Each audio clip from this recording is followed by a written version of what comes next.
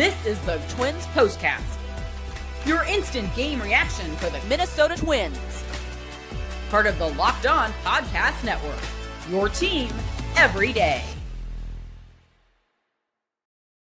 Twins bust out the brooms with the 4-game sweep on the Tigers. 3-1 your final today. Look at this. The Twins, an above 500 ball club, 7-6 now on the year. What's going on back in the lab? Back at it. Another Twins postcast, all part of the Locked On Podcast Network. Thanks for making us the #1 sports podcast network. CJ Baumgartner, give him a follow on X at BombCJ30, Twins expert, MLB expert. Also go check him out, by the way, over on the Locked On Twins show. He's got your 30-minute daily dose, breaking down everything Twins related. Luke Inman at Luke_spin. I know we got a lot to get into here, CJ. Game MVP, biggest turning point in this one, biggest X factor, plus what we'll be talking about tomorrow. But, just off the top, right? Twins coming in, game 4 against Detroit, looking for the brooms, looking for this 4-game winning streak. Mick Abel on the mound, about as good as you can ask for, chewing up 6 huge innings, 6 scoreless innings at that, 102 pitches, 6 Ks, 4 hits, 3 walks. Josh Bell gets him up 1-0 with a solo shot in the 4th. That was your score, 1-0 until the 7th. Tigers did tie it back up. Bottom 8, some key plays in the bottom 8. That maybe we'll touch on just the sequence of events. But Royce Lewis gets on safely at first on an infield single. That loads him up. Brooksley comes up. He hits the go-ahead 2 RBI base hit. That made it 3-1. And don't look now, man. After a choppy kind of up and down, right, first 9 games, the Twins just swept the Tigers and are on this 4-game heater. Glad I'm not a betting man, CJ. Probably would have lost my house during this series, especially on that night versus Scooble. But what were your big takeaways, I guess, from this one? Kind of big picture-wise. How good does this feel right now? It feels really good for a couple of reasons, right? Because, first of all, it's a sweep. You'll take a 4-game sweep any day of the week. It's so hard to pull that off against any team, but also for it to happen against the Detroit Tigers, a division rival, one that has been kind of crowned with signing Framber, with having Scooble coming off the ALDS that they had where they just missed beating the Mariners and going to the CS. There was a lot of momentum on this team, and for the Twins to hand them a 4-game sweep like this, it certainly is a demoralizing factor for the Tigers in Detroit. But for the Twins lineup, they got going. I know they scored 3 runs in today's game, but they've scored 4. They've scored 8. They've had their offense really start to click, even in the cold weather. Some of those guys, Josh Bell, Byron Buxton, have been able to have some big series, so that's been helpful. But the other part has been the starting pitching, whether it's been Bailey Ober, Taj Bradley, Mick Abel, Joe Ryan, the Twins rotation, Simeon Woods Richardson, the Twins rotation has been solid the first 3 rungs through. And it just kind of gives you hope that that's an area that they were hoping to kind of lean on throughout the season. And at least in the early going, you can see why the Twins were confident in the depth of their starting rotation. I guess it's been so long. I don't remember how this works. Can you save your seat for the parade now, like this far in advance, or what's the best play there? Obviously, this team, it just feels like a foregone conclusion now. They're headed back to the chip, right? Yeah, exactly. Yeah, you can just put a lawn chair down along Minneapolis and sit there for a while and wait, I guess. Well, 5 months. Quick 60 seconds on Mick Abel's day. You kind of touched on just how huge these starters have been. A big boy bounce back start, it felt like, right? 6 scoreless. They desperately needed him to go 5 or 6, right? After they chewed up so many bullpen arms, right in the thick of playing 14 games in a row, which maybe we'll touch on, but ended up throwing again, 102 pitches on the day, 4 hits, 3 walks, 6 Ks. What jumped out to you from his third start today, for good or bad? Well, first of all, 6 strikeouts, gave up some loud contact, but overall was able to get some swing and miss stuff as well. His fastball averaged 95 miles an hour today. He was able to get 8 whiffs on 20 swings with his fastball today, leading to some strikeouts as well. A lot of high in the zone strikeouts, which is something guys like Ryan and Ober really like to do. For Twins pitchers, is they love to throw those fastballs in that high part of the zone and attack and get swing and miss stuff there. And Mick Abel was on top of his game. He also was able to get his breaking pitches and his off-speed pitches, I should say, down low to get strikeouts as well. So setting kind of the eye line for the fastballs up high and then being able to have those off-speed pitches break down and kind of have the floor drop from underneath the hitters. It was just a really good day overall for Abel. And yeah, it's been a little shaky his first couple appearances. So for him, wasn't perfect, wasn't clean, but you can't argue with results. 6 innings, no runs, 6 strikeouts. You'll take it. Yeah, you needed it. You needed it on a day like this. And how about that bullpen as mentioned as well? Garrett Acton making his debut, kind of the only arm left in the tank today for Shelton. He gives up the tying run in the seventh, but all things considering, maybe with, 2 runners on in that seventh, it could have been a lot worse too. So did get enough to get the win. How about the bullpen today as well? Yeah, I mean, a huge day for the bullpen. You talk about Abel being able to set the table for the bullpen and give them an opportunity, and he did. Garrett Acton should get huge praise for coming in and being able to pitch 2 innings, especially the first inning he came out, a little nervous, gave up some base runners, but ultimately scored that 1 run on a sacrifice fly. So even the run he gave up, he got an out for it, pitched a clean 8th inning to be able to set his team up to go take the lead in the bottom half. He gets a lot of praise for that today. And then Eric Orsi just taking care of business. He wasn't a huge offseason trade, but I think everybody who was kind of paying attention when the Twins made this move looked at that guy and went, that can work. So he's been somebody who came over from Tampa, pitched really, had the potential to pitch really well, and is going to be somebody I think the Twins will trust more and more as the season goes along. He gets the save today. Yeah, and to your point too, the sac fly that he gave up, he had Torres 0-2. It's just kind of good hitting by Torres in that at bat, and the run that did score Rogers, the catcher, then in the 9 hole, that was a hit by pitch. That's the only reason he got on as well. So to your point, had some nerves and butterflies to get through, but once he did, definitely settled down. Let's get to the biggest turning point from today.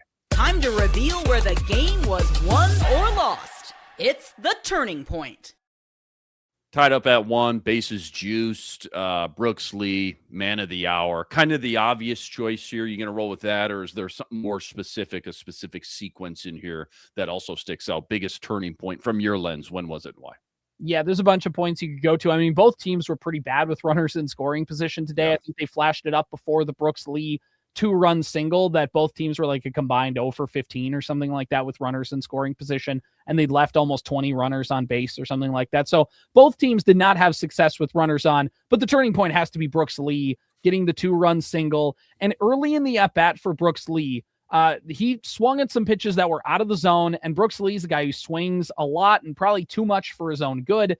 And he remembered that Vest, the pitcher on the mound, has been laboring. He's not a guy that's been able to throw strikes. Lee calmed down, got patient, worked some pitches off, worked the count full, and then earned himself the opportunity to knock that ball through the right side of the infield for the 2-run single. So the turning point has to be that Brooks Lee 2-run single. Yeah, no doubt. Good shout out there. Player of the game. This is the Locked On Player of the Game. Again, couple good options here on the table for you. Maybe Mick Abel. We touched on 6 scoreless innings. That was huge. Brooks Lee, go-ahead base hit in the 8th. Josh Bell, 3 for 4 with that solo shot. That gave him the lead for the first 7 innings. Got to pick one, though. Who is it and why? Yeah, I think I got to go for today's game. I think I got to go Mick Abel because of the things that we've talked about before. 6 strikeouts, 6 innings, 6 shutout innings. He gave up some loud contact. There were some balls that first jumped off the bat and maybe in June, July, when it's a little warmer out, maybe you're a little more scared. Those ones go over the fence. But in today's game, was able to pitch around base runners in the first, the second, the third inning. And something Justin Morneau mentioned on the TV broadcast was the fact that in those middle innings, that Abel was really able to bring down his pitch count and be efficient in those innings to allow himself to get through the 6th with just over 100 pitches and allow himself to go 1 extra inning deeper to allow the Twins to throw Acton for 2 and then to throw Orsi for 1. So Abel did a really good job, not just being effective in his stat line, but also setting up his bullpen for the rest of the game. I got to go with Mick Abel today. Shelton's scorecard, you got a favorite or least favorite move or decision out there today?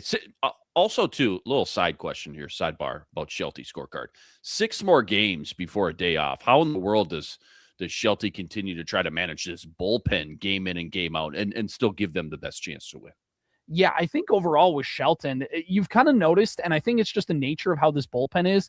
It feels like he'll bring a guy in, and we talk about, the quick hook Rocco, whatever, with starting pitchers. It might be quick hook Shelton with the bullpen because there are just some arms that aren't the most trustworthy. In the moment that they get out of danger, you see Shelton be like, okay, we got to get the next guy in. We got to try and get somebody in to clean this up because of the fact that there's just not a lot of trust in all of the guys. And so you've seen Shelton pull a lot of pitchers, which has been helpful through the first few weeks. But again, now the question is, can they sustain that? Like you said, not a lot of off days. How are they going to be able to kind of thread that needle of winning games while also preserving themselves for the game the next day? And I think Shelton's going to have I think Shelton's going to run into some problems, just because of that situation. But overall, I thought his best move was letting Acton go for that second inning and letting him get through that, and really didn't have a choice. But again, didn't overthink it, let his guy pitch the second inning, moved on, and it'll be fascinating to see how he handles things. And the more we learn about Shelton in terms of his game theory. A lot of good points there. Don't go anywhere. Got our biggest X Factor nerdy stat, what we'll be talking about tomorrow. That's all coming up right after this.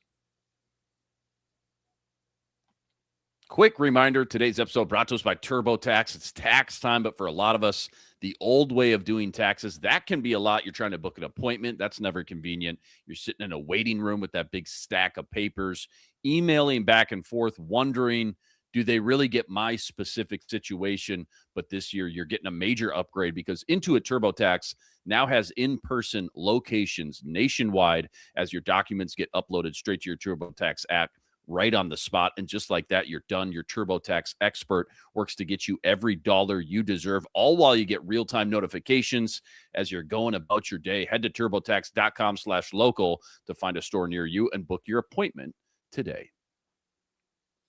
This episode also brought to us by Robinhood. What if sports were traded like markets? Now you can put your sports IQ to work in real time with Robinhood prediction markets. You can buy or sell your positions live in real time all game long. So it's people moving the action now. And when the momentum shifts, you can shift with it because now I can actually take part live in a market powered by real people. You're no longer just a spectator. Play by play.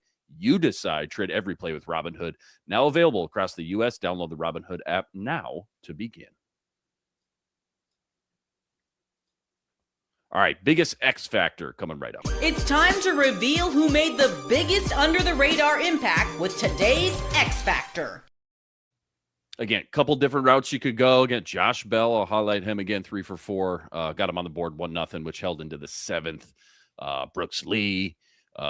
Garrett Acton, we touched on him chewing up those 2 big innings as well in his debut. Who was the big X factor, though, that really helped swing this one in the right direction for the Twins today?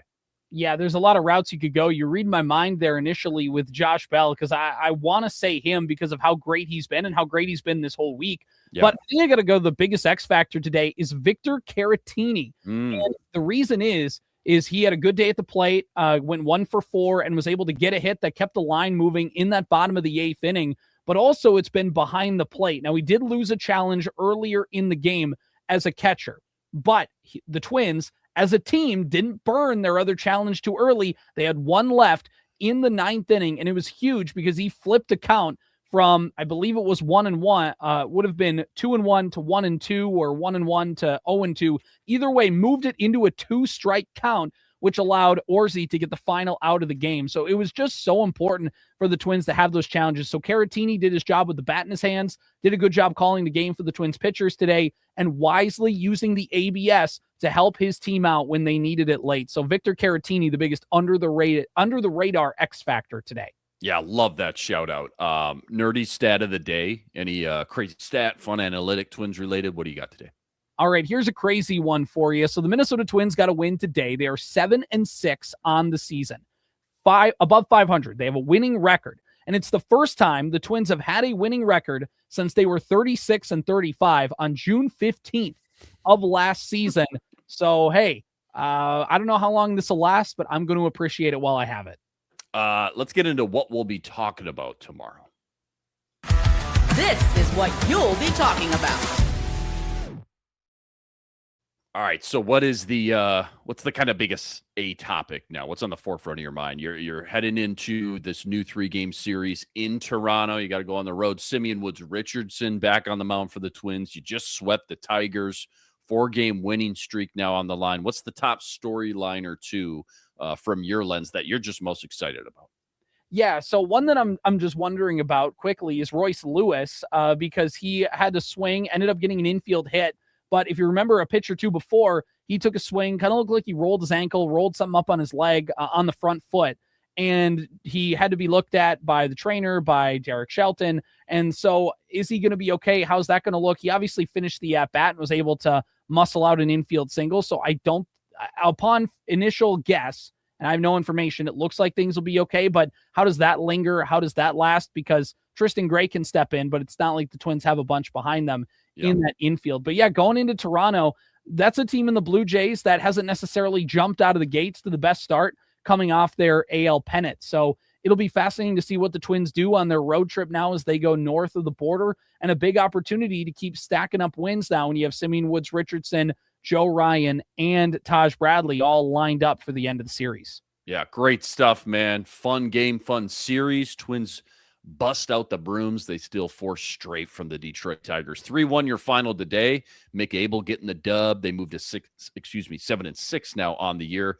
Go check out all CJ's work on X at BombCJ30. Plus, go check them out on the Locked On Twins podcast each and every day as well for all your daily Twins content. Luke Inman at Luke_Spinman. Again, back tomorrow with game 1 in Toronto. SWR on the mound. 6:07 first pitch. Hopefully catch you back here for that. But until then, thanks for joining. We'll catch you next time.